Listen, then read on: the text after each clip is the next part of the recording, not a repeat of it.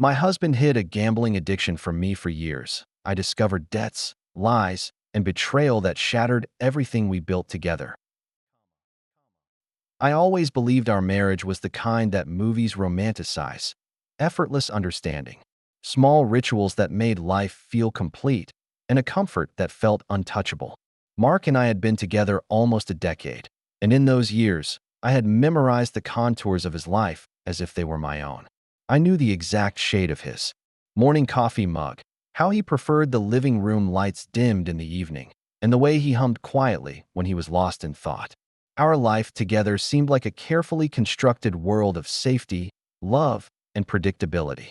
I worked full-time, but coming home was always a relief rather than a chore. I was returning to a space where I felt seen, appreciated, and adored. Mark was impeccable in every visible sense. Our finances appeared perfectly managed, with bills always on time and our savings steadily growing.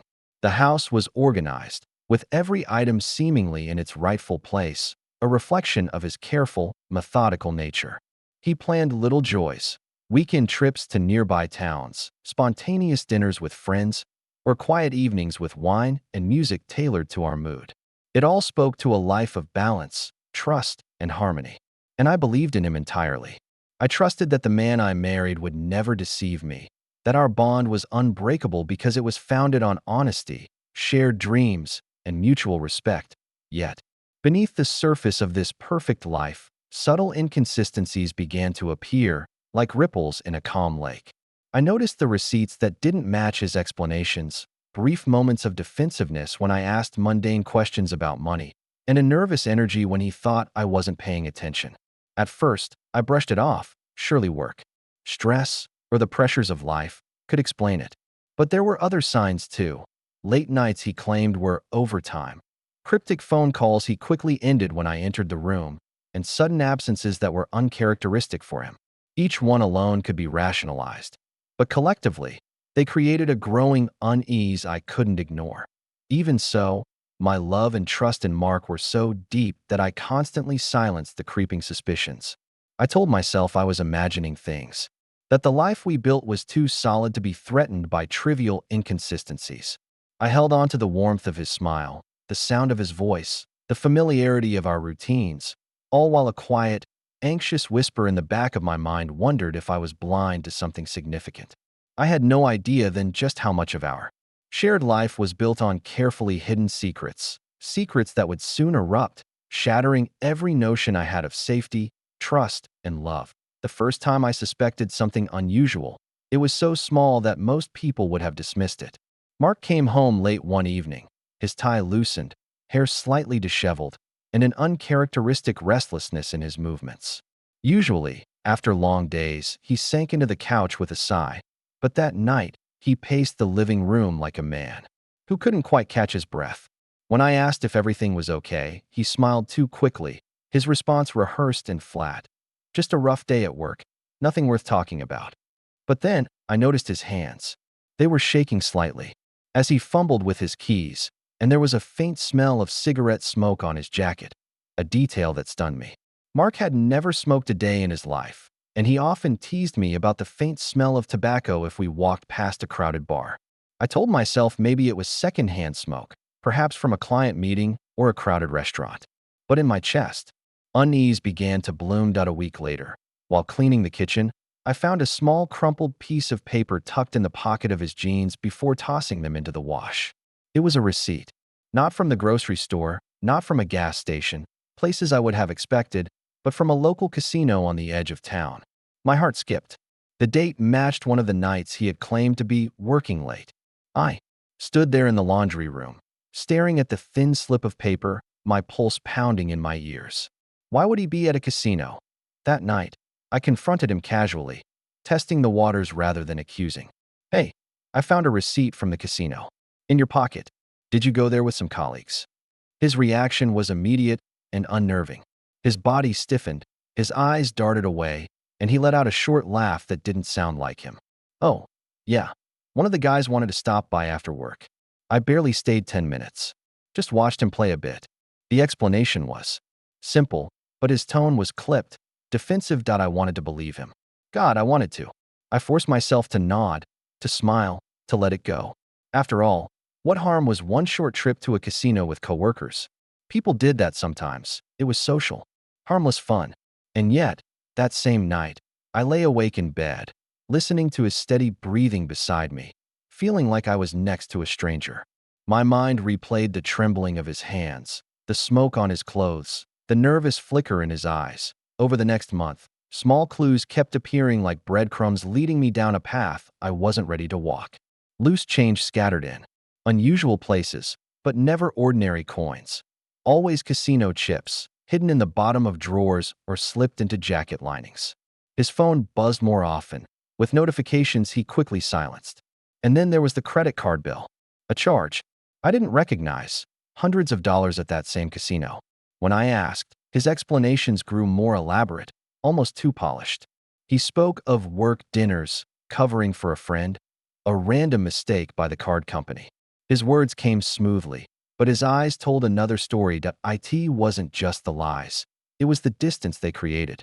I felt like we were drifting into two separate realities. One where I was still clinging to the marriage I knew, and another where Mark was slipping further into a world I didn't understand. A world of flashing lights, cards on tables, and numbers spinning on wheels. A world that terrified me. Even though I had only glimpsed its shadow at first, I tried convincing myself that the casino receipt and strange explanations were isolated. But as weeks passed, Mark's behavior shifted in ways I couldn't ignore. It started with little things, the sort of details you'd only notice if you lived with someone for years. He began guarding his phone like it contained state secrets. Mark, who once left his phone on the counter for hours without caring, now kept it in his pocket, screen tilted away from me. Whenever I walked into a room, I could hear the faint click of a screen locking, as if my presence alone triggered the need for privacy. He also became strangely erratic with money. Mark had always been steady, predictable, meticulous with our budget, careful about savings. Suddenly, he was forgetting to pay bills on time. I'd open envelopes and see late fees piling up. When I asked about it, he waved it off with a smile, claiming he had set up autopay, and the bank must have glitched. But the stories didn't add up.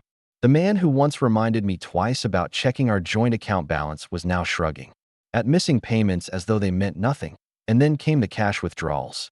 Large sums, too frequent to ignore. 500 here, 300 there. It wasn't like him. When I asked, he always had a story ready. Someone at work needed a loan, he was covering for a buddy, or he just liked having cash on hand. But no matter how smoothly he delivered the lies, I could see the tension in his jaw, the way his hands flexed nervously when he spoke. Nights grew longer, too. He'd tell me he was working late, but when I called his office line, it rang unanswered.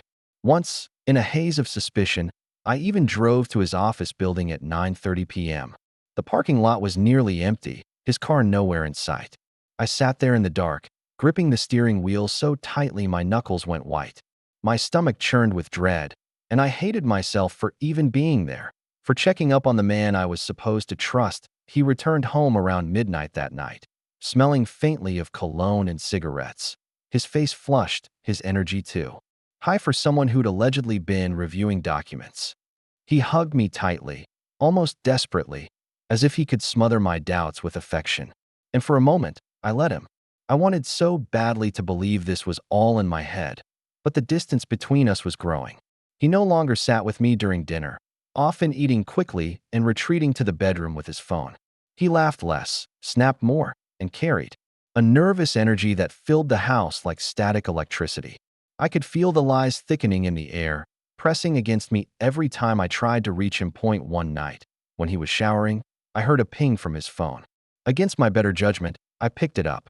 The notification showed a message from a contact labeled only with a playing card emoji. My chest tightened as I unlocked the screen and scrolled. The messages were short, coded, but unmistakable. Numbers, bets, references to doubling down. It felt like stepping into a world I had no knowledge of, cryptic, dangerous, and utterly consuming. That was the night my denial began to crack. I sat at the edge of our bed, phone in hand, tears stinging my eyes, and realized that something much larger was happening. The man I loved wasn't just hiding small secrets. He was hiding an entire Life. The moment everything crystallized came on a quiet Thursday evening. One of those nights when life was supposed to feel safe and predictable. I had just gotten home from work, grocery bags still hanging from my arms, when I noticed something odd on the kitchen counter. A thick, unmarked envelope sat there, almost taunting me. Mark wasn't home yet, and curiosity gnawed at me. I hesitated for a full minute, my heart pounding, before finally sliding the envelope open. What spilled out onto the counter was enough to make my stomach drop. Receipts, betting slips, and a letter from a credit card company. The words delinquent, balance, and collections notice jumped off the page like bullets. Numbers swam in front of my eyes, thousands upon thousands of dollars in debt, some accounts I didn't even know existed. And then, tucked inside, I found something worse. A casino membership card with Mark's name etched in bold letters. My husband hadn't just gambled once or twice. He was a regular, someone with an official membership that MYNES gave out, and I slumped against the counter, clutching the papers with shaking hands. In that moment, it felt as if the ground had opened beneath me, and I was falling into a pit I couldn't escape. All the strange behavior, the lies, the evasions, it wasn't paranoia. It was real, painfully real, when Mark finally walked through the door that night. Humming casually as though the world were fine, I was sitting at the dining table with the envelopes spread out in front of me. His eyes landed on the papers, and in an instant, all color drained from his face. He froze mid-step, the keys slipping from his hand and clattering to the floor that I didn't need to ask any questions. His expression told me everything. Shame, fear, and a flicker of anger crossed his face in rapid succession. He opened his mouth, closed it, then finally managed to say, "It's not what you think." But it was exactly what I thought. Maybe even worse. The confrontation that followed was raw, explosive. My voice shook as I demanded answers. How long? How much? Why didn't you tell me? And with every hesitant admission, the picture grew darker. He confessed to gambling for years, starting small, telling himself he had control. But then the winds hooked him, the losses piled up, and before long, he was spiraling, chasing the high of winning back what he had lost. I didn't want you to see me as a failure, he whispered, tears brimming in his eyes. I thought I could fix it before you ever found out. The betrayal hit me harder than any physical blow could. It wasn't just about the money. It was the lies, the secrecy, the fact that he let me believe I was crazy for doubting him. I stared at the man I thought I knew, and for the first time in our marriage, I realized I didn't recognize him at all. That night, as he begged me to believe he could change, I sat in silence, staring at the mountain of evidence that our lives were built on a crumbling foundation. The love was still there, buried under anger and disbelief, but so was the suffocating weight of broken trust. And I knew this was the point of no return. Whatever happened next, our marriage would never be the same again. The hours that followed were some of the most gut-wrenching of my life. I sat across from Mark at the dining table, the envelope still between us like a ticking bomb, my mind racing, my chest so tight I could barely breathe. The silence was unbearable, broken only by the occasional sound of him trying, and failing, to explain that I wanted to scream. I wanted to throw the papers at him, to demand how he could look me in the eye for years while lying so easily. Instead, my voice came out low and sharp, shaking with fury. You let me believe I was crazy. You let me doubt myself while you knew the truth all along. Mark crumbled under my words. His shoulders slumped, his eyes wet, his hands trembling as he tried to reach for me. But I pulled back. Even his touch felt like poison. He begged me to understand, to see that it wasn't about me, that it was his weakness, his shame, his addiction. You don't get it, I snapped. It was about me the second you started lying. Every dollar you lost was food off our table, bills we couldn't pay, dreams we'll never afford. And every time you looked me in the eye and said, "Everything's fine," you killed something between us. He sobbed openly, whispering apologies, promising it would never happen again, that he'd get help, that he'd already been thinking of going to meetings. But apologies felt cheap against the mountain of secrets.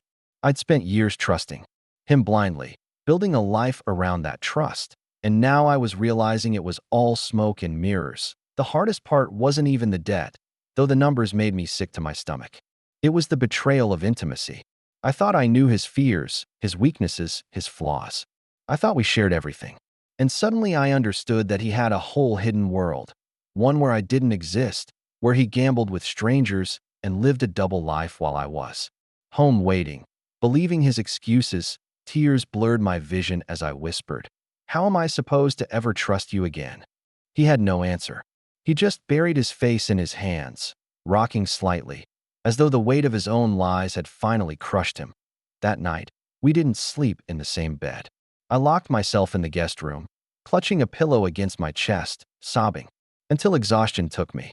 In the distance, I could hear him pacing, sometimes crying, sometimes muttering to himself. Two people under the same roof, but worlds apart, and somewhere deep inside, a thought I never wanted to face began to take root. Maybe love wasn't enough to fix this. The days after the confrontation felt like living in a nightmare that refused to end. Nothing in our home felt the same anymore. The kitchen, once a warm place where we laughed while cooking dinner, became a battleground of silence. The living room, where we used to curl up together to watch movies, now seemed haunted by invisible ghosts, lies that had been spoken there, secrets that had grown in the shadows. Even the bed we had shared for years felt cold and foreign, like a reminder of how distant we'd suddenly become. Mark tried to act as though he could keep things normal. He still made coffee in the mornings, still kissed me on the cheek. Before leaving for work, still asked how my day was. But everything he did rang hollow, like an actor fumbling through a bad script. I couldn't meet his eyes without seeing the stack of bills in my head, the countless hours he spent gambling instead of being honest with me. The weight of betrayal seeped into every interaction, poisoning even the most mundane routines. Money became an unbearable trigger. Every time I swiped my card at the grocery store, I wondered how much was really left in our account. Every bill that arrived in the mail set off waves of anxiety. One evening, while balancing the checkbook, I discovered yet another withdrawal he hadn't mentioned, and I nearly slammed my laptop shut in despair. It wasn't just about the lost money. It was about the fact that I couldn't trust anything anymore. Not even numbers. Even small lies surfaced like cracks in a dam. I remembered all the times Mark had said he was working late, only to come home with that strange mixture of exhaustion and jittery energy. Or the weekends he claimed he needed a break and went out alone. Suddenly, it all made sense, and the realization made my stomach churn. I had been living with a stranger, a man capable of fabricating entire stories while smiling at me across the dinner table. Friends started noticing something was wrong too. I dodged their questions, blaming stress at work or feeling under the weather, but I knew the truth was written all over me. I was tired, emotionally hollow, caught between anger and heartbreak. Even at night, I'd lie awake listening to Mark breathe beside me when he managed to crawl into bed, wondering if this was the life I had signed up for. The distance grew. Where once there had been jokes and tenderness, now there was a fragile, awkward silence. Meals were eaten quickly, conversations cut short. Sometimes he'd try to reach out, to apologize again, but I was too raw, too wounded to hear it. My chest tightened every time he said, "It'll be different, I promise." Promises had lost all meaning. At work, I caught myself spacing out, unable to focus. I'd stare at the computer screen, but my thoughts circled the same questions endlessly. Was I a fool for staying? Was there anything left worth saving? Or had the damage already gone too deep? Even the walls of the house seemed to close in, filled with memories that now felt tainted. Laughter at birthdays, Christmas mornings, lazy Sundays, all overshadowed by the knowledge that even in those moments, he had been carrying this secret. And worse, choosing the gamble over honesty again and again.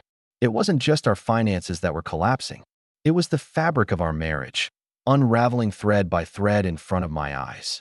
And no matter how hard I tried to hold it together, I could feel it slipping through my fingers. It happened on a Wednesday evening, ordinary at first, the kind of day that should have faded into routine. I had just come home from work, exhausted and craving nothing more than a quiet dinner. But the moment I opened the mailbox and saw another final notice letter glaring up at me, something inside me snapped. My hands trembled as I tore it open, and with every line I read, anger surged hotter in my veins. The debts were worse than he had admitted. Far worse. And the cruelest part? This letter showed withdrawals made just a few days earlier, after he'd sworn to me, that he had stopped. That I stormed into the house, letter clutched in my fist like a weapon. Mark was sitting at the table, scrolling on his phone, and for a split second I saw him as he used to be, the man I loved, the man I believed in. But that image shattered as soon as I remembered the lies, the secrecy, the betrayal. My voice broke the silence. You promised me. You looked me in the eye and promised me. He froze, phone slipping from his hand. His eyes darted to the paper I held, and in that instant, guilt flashed across his face like lightning. No excuses could save him now. His mouth opened, but no sound came out, just a pathetic stammer, as if words had abandoned him the same way. Trust had abandoned us. The fight that followed wasn't just a fight, it was an eruption. Years of love, disappointment, hope, and betrayal collided in one explosive moment. My voice was sharp, rising higher with each sentence, until I was practically screaming. I threw every memory back at him. The lies about working late, the empty promises, the way he had let me shoulder the household stress while he burned money in the dark. Each word felt like tearing fabric, ripping apart the life we had sewn together. He tried to defend himself, voice cracking with desperation. He begged me to understand, said he never meant to hurt me, said the addiction had claws deeper than he could explain. But every plea felt hollow, every "I'm sorry," like a broken record stuck on repeat. My heart wanted to believe him, but my mind saw only the letter in my hand, proof that he had already broken his latest promise, a T1 point. I slammed my fists on the table so hard the dishes rattled. I shouted words I never thought I'd say to him. You've destroyed us. Do you even realize that? There's nothing left. The silence that followed was suffocating. His eyes welled up, tears sliding down his cheeks. But I was too raw, too furious to feel pity. It wasn't just anger, it was grief. I was mourning the marriage I thought I had, the man I thought I knew. I mourned the years wasted on lies, the future that no longer felt secure. The air was heavy with everything we had lost, and as I stood there, chest heaving, I knew something irreversible had happened. This was no longer just about money. This was about betrayal so deep it cracked the very foundation of our lives. And in that moment, staring at the man who had once been my anchor but now felt like a stranger, I realized I had reached my breaking point. That night stretched endlessly, each tick of the clock carving deeper into my nerves. After the fight, I sat alone on the edge of our bed, the silence so thick it felt suffocating. My mind circled the same tormenting question. Do I stay and fight for him, or do I finally walk away? The weight of it crushed me. I loved Mark. That love hadn't disappeared, no matter how much I wished it had. Love is stubborn like that. It lingers even when it's bruised, even when it's betrayed. But love alone can't pay the bills, can't erase lies, can't heal a heart that's been shattered again and again. I thought about all the nights I stayed awake, worrying about money while he gambled away our security. I remembered the moments when I looked into his eyes, searching desperately for honesty, only to be met with half-truths. And then I thought about the future, our home, our plans, the life we were supposed to build. Could I risk more years on? The hope that he'd change, the alternative was terrifying. Leaving meant unraveling everything, splitting accounts, moving out, explaining to family and friends why the marriage they thought was solid had turned to dust. It meant admitting that I couldn't fix him, that my love wasn't enough to save him from himself. And that realization stabbed deeper than any fight. We build relationships believing love can conquer all, but in that moment, I understood. It sometimes can't. Tears blurred my vision as I weighed the scales.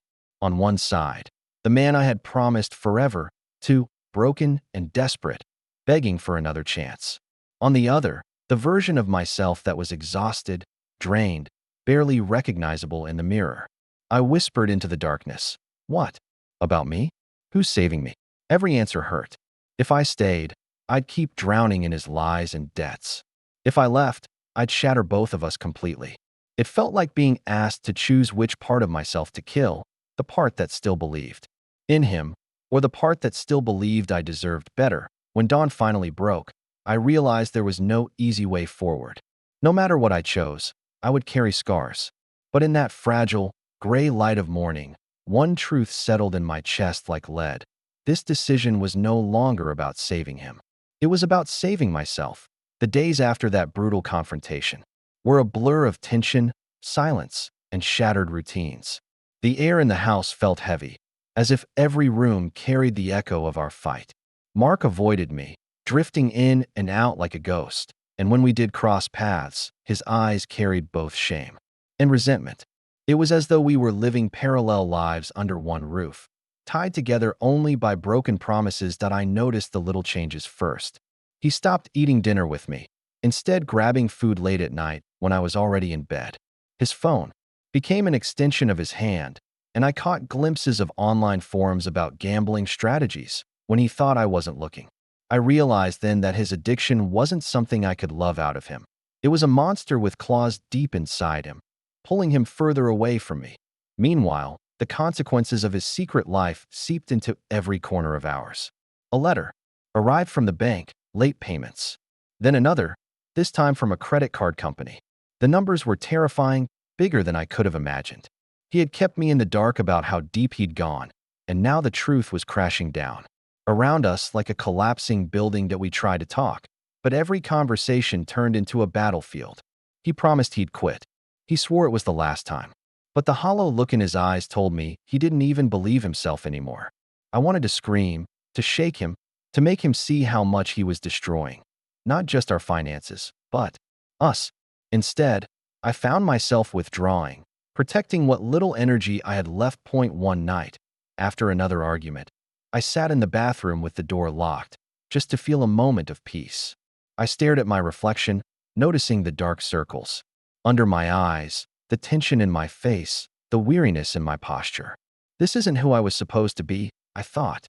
I had married the man I loved, not his addiction, not his lies. The aftermath of that confrontation left me with a bitter clarity. Nothing would ever go back to the way it was. Even if he miraculously stopped gambling tomorrow, trust had already been gutted. And as much as it tore me apart to admit it, love felt like it was dying a slow, painful death inside me. That I went to bed that night with one terrifying realization pressing down on me. I couldn't keep living in the ruins of what we used to be. Something had to give.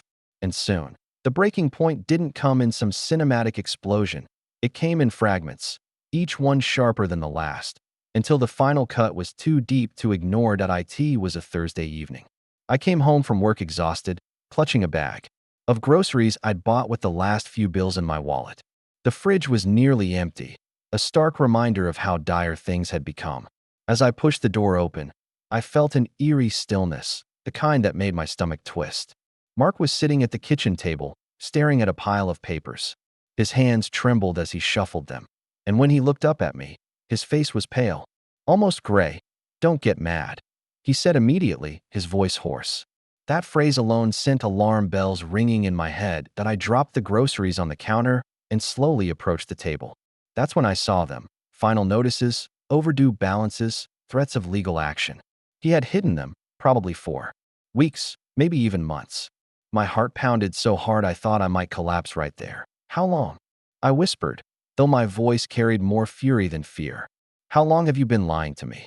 He buried his face in his hands, and for a moment, I saw him not as my husband, but as a child caught stealing, drowning in guilt, yet unable to stop.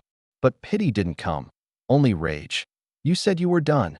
My voice cracked as I hurled the papers across the table.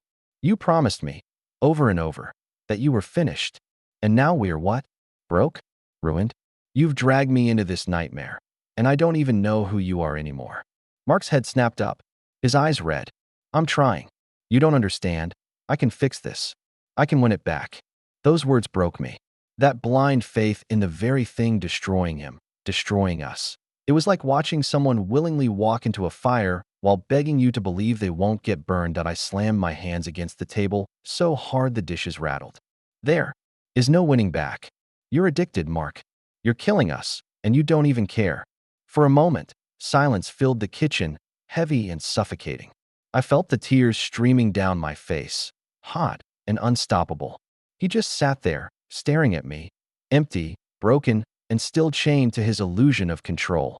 That night, I didn't sleep in our bed. I took a blanket to the couch, curling up as though the distance between us could shield me from the storm. But inside, something shifted. My heart wasn't just bruised anymore. It was fractured. The breaking point wasn't a single fight, a single lie, or a single discovery. It was the moment I realized I couldn't save him. No matter how much love I had poured into us, no matter how many second chances I'd handed him. His addiction was stronger than my devotion. And as I lay awake in the darkness, the truth settled in my chest like ice. The man I married was gone, replaced by someone I didn't recognize. And if I stayed, I would lose myself too. The morning after that fight, the apartment felt like a battlefield after the smoke cleared, silent, lifeless, suffocating. I moved around the kitchen like a ghost, putting on coffee I didn't even want, staring blankly at the sink piled with dishes. Mark was still in the bedroom, the door shut. I couldn't tell if he was sleeping or hiding. All night I had replayed our argument in my head, every word sharp and jagged, cutting deeper with each repetition. The truth kept crashing over me like relentless waves. I couldn't live like this anymore. I couldn't keep waiting for the next lie, the next debt, the next devastating discovery. But saying those words in my head and actually acting on them, they were two very different things. I poured the coffee, my hands shaking so badly I spilled half the cup on the counter. My whole body felt like it was vibrating from the inside out. It wasn't just the betrayal or the money or even the lies. It was the realization that love alone wasn't enough to fix what was broken. I had spent years believing that if I just tried harder, loved more fiercely, stood by him through every stumble, eventually he would choose us over his addiction. But he hadn't. Over and over again, he hadn't. I looked toward the bedroom door, imagining him inside, curled up, maybe still clutching his phone, maybe plotting how to get money for the next sure win. I wondered when he had stopped being my husband and started being a stranger. That thought brought a pain so sharp it nearly knocked the air out of me. Leaving meant shattering the life we had built together. It meant facing shame, questions, judgment, and loneliness. It meant admitting to myself and to everyone that our marriage was not the picture-perfect love story I had always pretended it was. It meant giving up on the man I thought I had chosen forever, but staying meant sacrificing myself, piece by piece until there was nothing left of me but bitterness and regret. Staying meant living in constant fear, waiting for the next confession or the next collapse. Staying meant that his addiction would always have a seat at our table, louder and hungrier than either of us. That I sat at the kitchen table with my untouched coffee, staring at the blank wall, and finally whispered to myself, I can't do this anymore. The words trembled out of me like a secret I'd been carrying for far too long. Saying them aloud felt like unlocking a cage. That moment, the decision wasn't just about leaving him. It was about choosing myself, choosing survival over destruction, choosing a future, even if it was uncertain, over a present that was already crumbling. That I didn't pack my bags right then. I didn't storm out dramatically, but deep down, the choice had been made. A line had been drawn in my heart, and once crossed, there was no turning back. The day I left, the apartment felt unbearably heavy, every wall pressing in on me with memories I couldn't erase. I moved slowly, methodically, packing my things into boxes and suitcases. Each item I touched seemed to whisper a story, a reminder of happier days, of moments I thought would last forever. The photo frames, the mugs with his and hers, the small trinkets we had collected on trips, all of it now felt like relics of a life that wasn't mine anymore. Mark was in the living room when I finished. He didn't shout. He didn't plead. He just sat on the couch, arms crossed, face taut with a calm I couldn't read. That silence was heavier than any argument we had ever had. I felt the years of love and betrayal collide in a single, crushing wave. I'm leaving, I said quietly, my voice breaking despite my attempt to stay composed. He nodded slowly, almost imperceptibly. I understand, he said. No anger, no fight, just quiet acceptance, as if even he recognized that this was inevitable. It was surreal. After everything, after the lies, the debts, the secrecy, his calm acknowledgement was almost more painful than rage would have been. As I walked toward the door, I felt an overwhelming mix of sorrow and relief. Sorrow for the marriage that could have been, for the dreams we had built together, for the man I thought I loved. But relief, too. Relief that I was finally taking my life back, reclaiming my dignity, and stepping into a future that was truly mine. The city outside seemed brighter, almost cruelly so, as I carried my boxes down the stairwell. Every step felt like both a release and a wound. I was leaving behind not just Mark, but the person I had been when I thought love could fix anything. I was leaving behind complacency, denial, and the exhausting weight of pretending. When I reached the street, I paused for a moment, breathing in the crisp air. I could hear the distant hum of traffic, the murmur of people living lives that seemed so simple in comparison to mine. And yet, for the first time in years, I felt a strange, trembling excitement, a sense of possibility that hadn't existed in my marriage for a long, long time that I didn't know what the future held. I didn't know if I would find love again, or if I would learn to be alone without fear. But I knew one thing. I had survived, I had chosen myself, and that choice, painful as it was the only thing that would ever allow me to feel free again.